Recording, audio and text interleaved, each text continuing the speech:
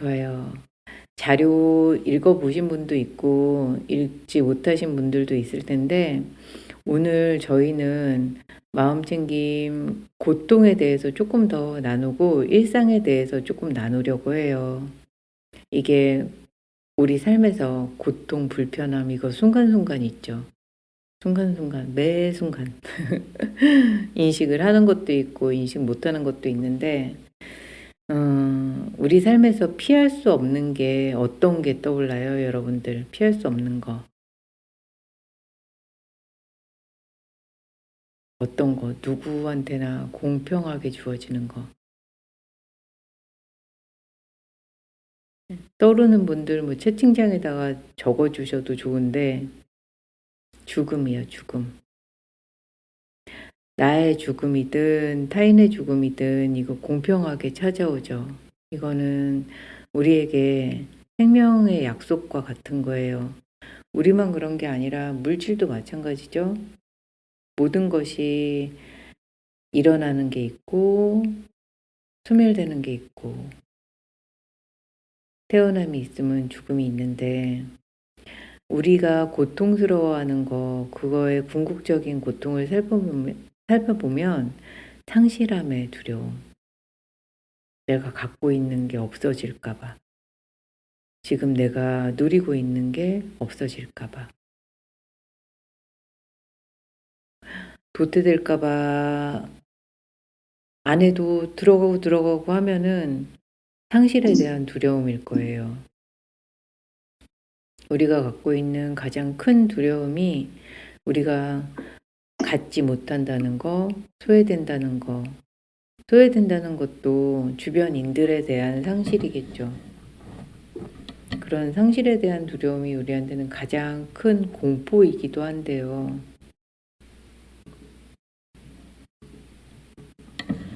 근데 그거는 우리가 피할 수 없는 거죠.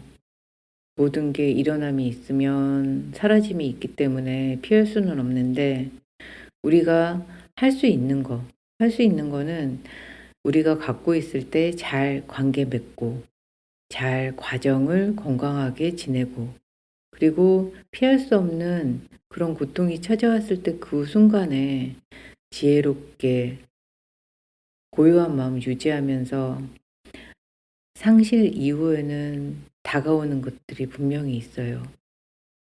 그것이 무엇이 다가오고 있는지 어떤 것을 맞이하려고 이 상실이 있는지를 마음 열고 만날 수 있는 준비가 되어 있는 그 상태로 살아가는 것. 우리가 할 수 있는 것은 그것뿐일 거예요. 근데 그게 가장 어렵기도 하죠. 그 어려운 이유가 우리가 잡고 있는 거를 놓지 않으려고 하는 집착 때문이기도 해요.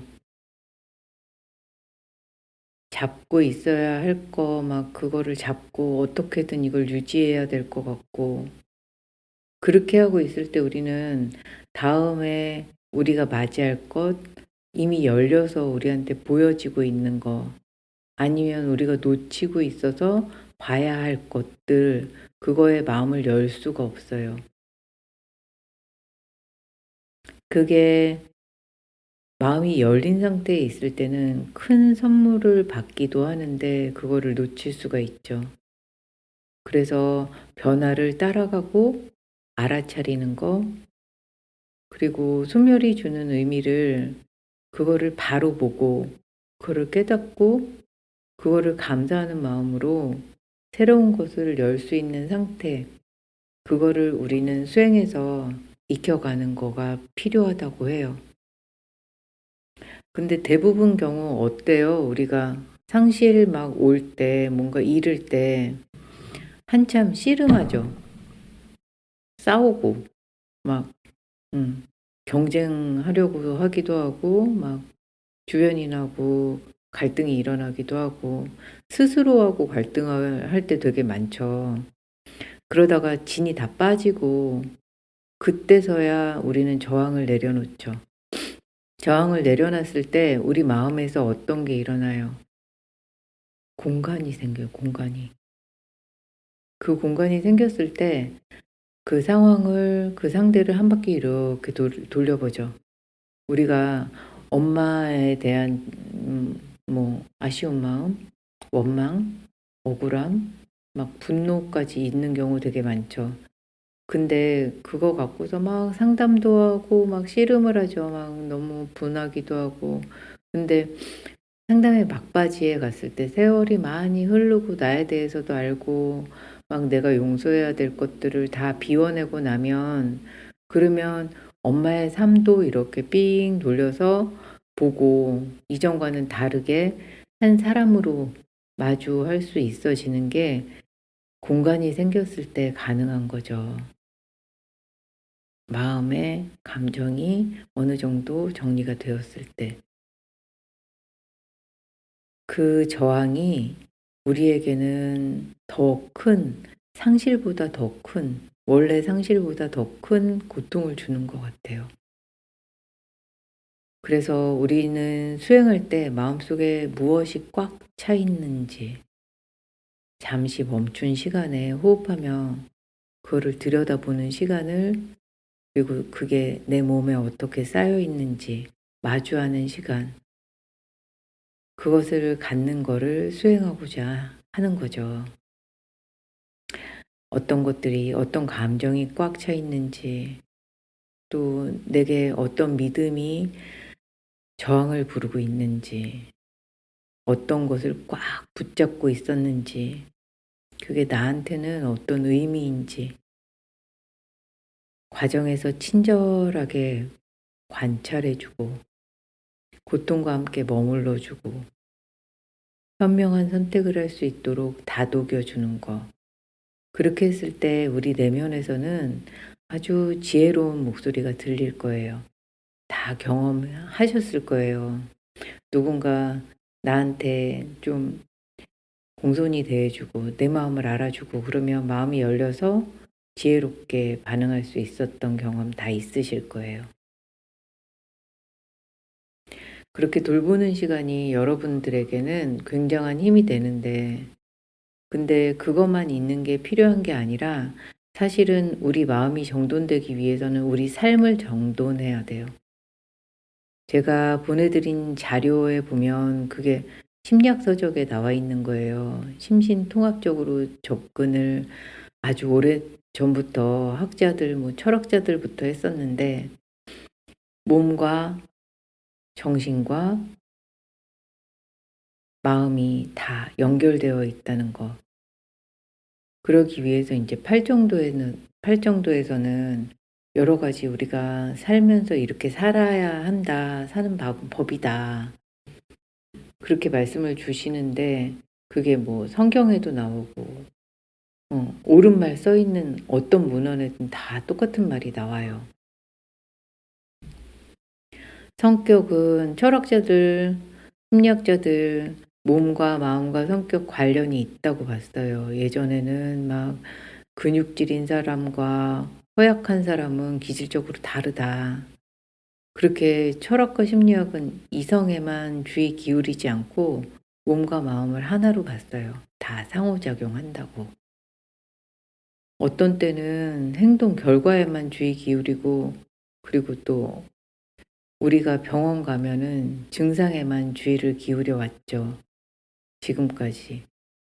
어떻게 살면 어떻게 병이 생기고 이런 거에 주의 기울이고 방법을 알려주고, 사실 병원에서 문진을 몇 분 한다고 내가 살아가는 방식을 다 의사들이 캐치해 줄 수도 없는 거고. 그래서 우리는 우리가 어떻게 살아가고 있는지에 관심을 갖고 주의 기울이고 나에게 맞는 게 무엇인지 그거를 찾아주고 이것저것 돌봐주는 시간이 우리 일상에서 굉장히 필요할 거예요. 내가 기능할 수 있도록, 내가 온전할 수 있도록 정리해주고 보살펴주고, 그렇게 해야 바르게 보는 것, 상황을 왜곡되게 보지 않고 투명하게 볼 수 있어지고, 내가 집착하는 것도 무엇을 집착하고 있는지도 알게 될 거고, 왜곡해서 듣는 거, 왜곡해서 해석하는 거, 그것도 알아차릴 수 있을 거예요.